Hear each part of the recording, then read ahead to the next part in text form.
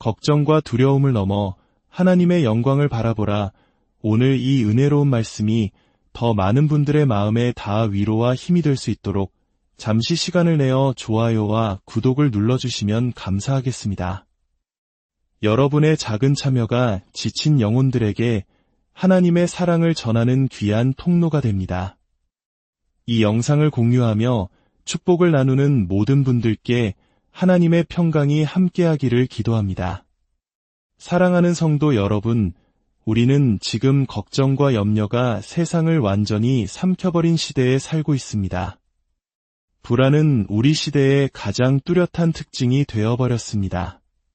사람들은 저마다 개인적인 고난, 경제적인 불확실성, 건강의 위기, 그리고 가정의 갈등이라는 무거운 짐에 짓눌려 있습니다. 마치 우리 눈앞에서 세상이 무너져 내리는 것을 지켜보는 것만 같습니다. 이러한 현실은 마치 1960년대와 70년대 모든 것이 불확실하고 하루하루를 버텨내는 것만으로도 벅찼던 시절을 겪으신 우리 부모님 세대의 고난을 떠올리게 합니다.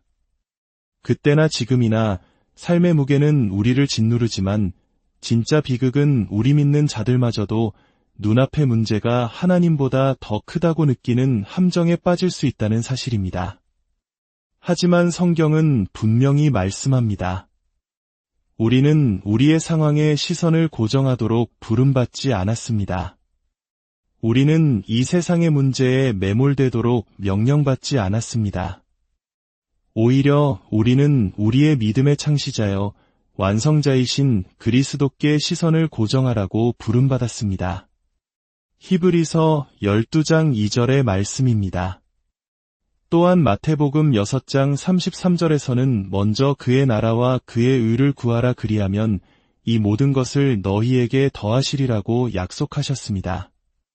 이 말씀이 무엇을 의미하는지 아십니까? 시련이 닥쳐올 때, 그리고 시련은 반드시 닥쳐올 것이지만 당신은 결코 혼자가 아니라는 뜻입니다. 두려움과 절망, 그리고 감당할 수 없는 문제들 앞에 무너지고 싶을 때 당신은 반드시 모든 것을 다스리시는 하나님의 주권을 기억해야 합니다. 그분은 모든 것을 통치하고 계십니다. 그분은 당신을 사랑하시고 그의 뜻대로 부르심을 받은 당신을 위해 모든 것이 합력하여 선을 이루도록 일하고 계십니다. 로마서 8장 28절의 약속입니다. 우리의 진짜 문제는 어려움이 너무 커서가 아닙니다.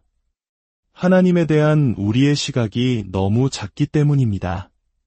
우리는 마치 하나님이 한계가 있으신 분처럼, 능력이 없으신 분처럼 온 우주를 말씀으로 창조하신 분이 아닌 것처럼 대합니다. 그러나 이사야 40장의 말씀을 기억하십시오. 너는 알지 못하였느냐 듣지 못하였느냐 영원하신 하나님 여호와 땅 끝까지 창조하신 이는 피곤하지 않으시며 곤비하지 않으시며 명철이 한이 없으시며 당신은 이 말씀을 믿으십니까? 말씀 속에서 자신을 계시하신 하나님을 진정으로 신뢰하십니까? 만약 그렇다면 왜 당신의 문제가 당신의 마음과 생각을 지배하도록 내버려 두십니까? 왜 하나님의 약속보다 당신의 시련을 더 깊이 묵상하십니까? 베드로가 물 위를 걸었을 때 그는 불가능한 일을 해냈습니다. 그의 시선이 그리스도께 고정되어 있는 동안에는 말입니다.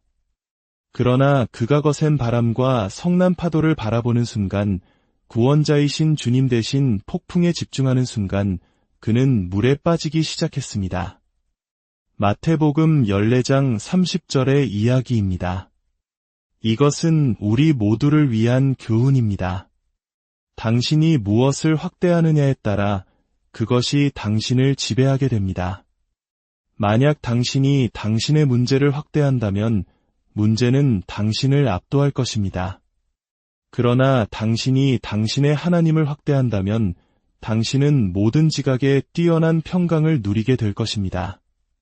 그렇다면 우리는 어떻게 이 믿음을 실천할 수 있을까요? 우리는 하나님의 말씀에 깊이 잠겨야 합니다. 믿음은 들음에서 나며 들음은 그리스도의 말씀으로 말미암기 때문입니다.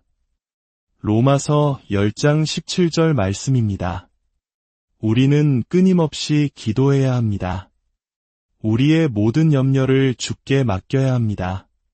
그분께서 우리를 돌보시기 때문입니다. 베드로전서 5장 7절 말씀입니다.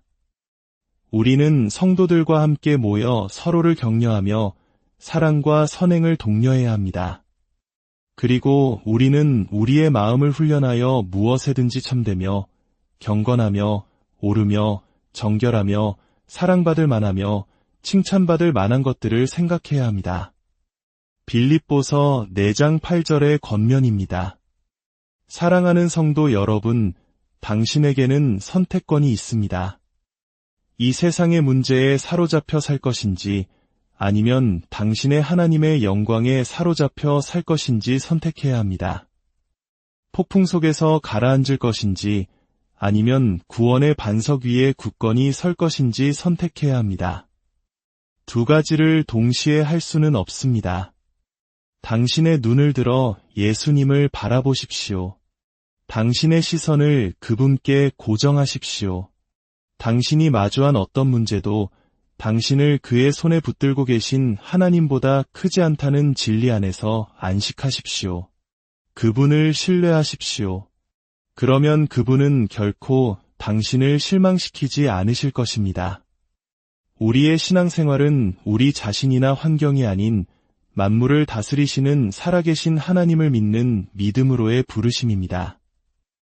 그러나 너무나 많은 성도들이 마치 그들의 환경이 그들의 현실을 규정하는 것처럼 살아갑니다. 그들은 개인적인 시련, 가정의 어려움, 죄와의 싸움, 그리고 세상의 혼돈과 같은 눈앞의 문제들에 사로잡힙니다. 그들은 자신의 문제를 생각과 감정, 그리고 결정의 중심에 놓음으로써 그들이 마주한 어떤 시련보다도 이대하신 분을 보지 못하게 됩니다. 이것은 단순히 관점의 문제가 아니라 신앙의 문제입니다. 사람이 자신의 환경에 압도될 때 그는 본질적으로 신학적인 선언을 하고 있는 것입니다. 의식적이든 무의식적이든 자신의 문제가 하나님보다 더 강력하다고 말하고 있는 것과 같습니다. 이것이 바로 성경이 끊임없이 성도들에게 보이는 것을 넘어 보이지 않는 것에 집중하며 그리스도께 시선을 고정하라고 요구하는 이유입니다. 보이는 것은 잠깐이요, 보이지 않는 것은 영원하기 때문입니다. 문제는 시련이 존재하지 않는다거나 중요하지 않다는 것이 아닙니다. 문제는 그것이 궁극적인 실체가 아니라는 점입니다. 베드로가 물 위를 걸었던 이야기는 이 진리를 심오하게 보여줍니다. 예수님께서 베드로를 배 밖으로 부르셨을 때 베드로는 파도 위로 발을 내디뎠고 인간적으로는 불가능한 일을 해냈습니다. 그의 시선이 그리스도께 고정되어 있는 동안 그는 하나님의 능력으로 지탱되었습니다.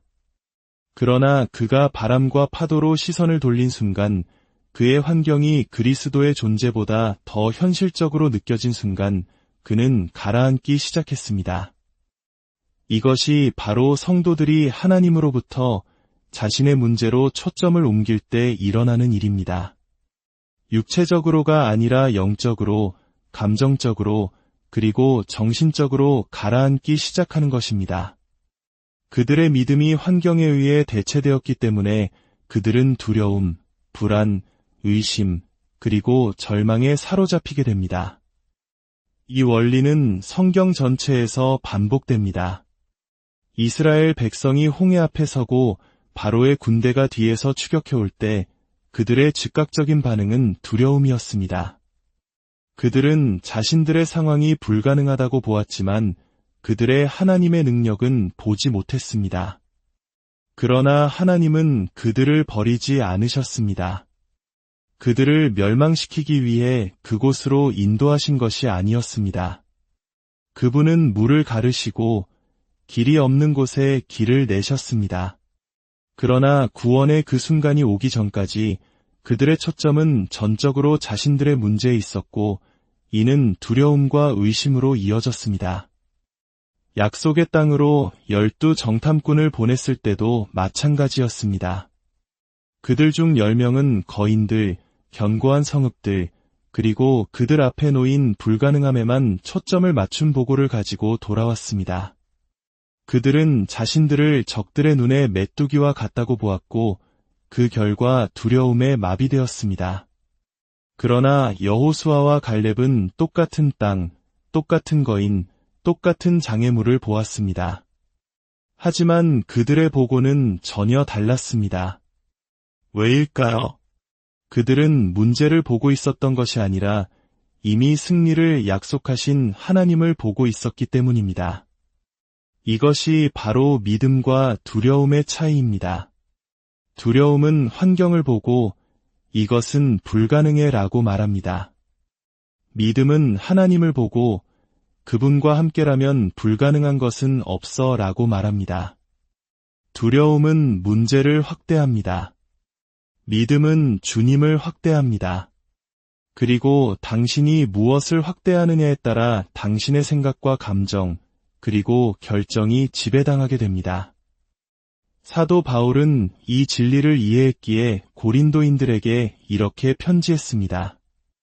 그러므로 우리가 낙심하지 아니하노니 우리의 겉사람은 낡아지나 우리의 속사람은 날로 새로워지도다.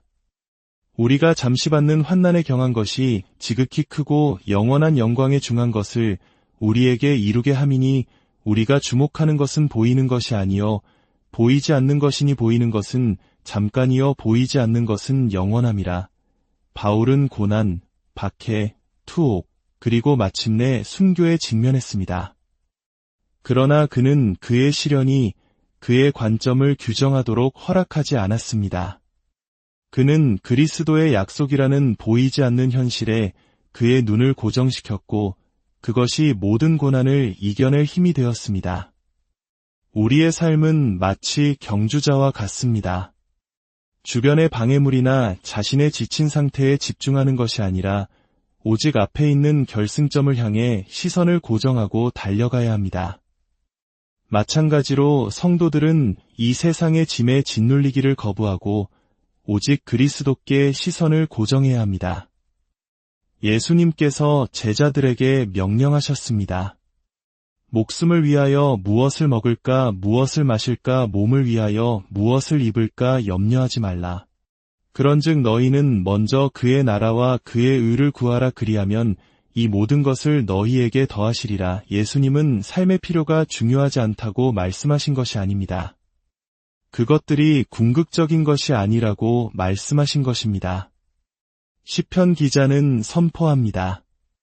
내가 산을 향하여 눈을 들리라. 나의 도움이 어디서 올까? 나의 도움은 천지를 지으신 여호와에게서로다. 사람의 시선이 향하는 방향이 그의 마음 상태를 결정합니다. 자신을 바라보면 부족함만을 발견할 것입니다. 세상을 바라보면 불안정함만을 발견할 것입니다. 그러나 주님을 바라보면 힘과 평안, 그리고 흔들리지 않는 소망을 발견할 것입니다. 감정 대신 하나님의 약속을 신뢰하는 것은 신앙생활에서 가장 중요한 훈련 중 하나입니다. 감정은 불안정하고 덧없으며 환경에 의해 쉽게 조종됩니다. 바람에 따라 변하며 자신감에서 두려움으로, 기쁨에서 절망으로, 믿음에서 의심으로 순간순간 바뀝니다. 그러나 하나님의 약속은 고정되어 있고 변하지 않으며 영원합니다. 그것들은 하나님 자신의 신실하신 성품에 기초하고 있기 때문입니다. 감정은 거짓말을 합니다. 하나님께서 결코 당신을 떠나지 않겠다고 약속하셨음에도 불구하고 감정은 당신이 버림받았다고 말합니다.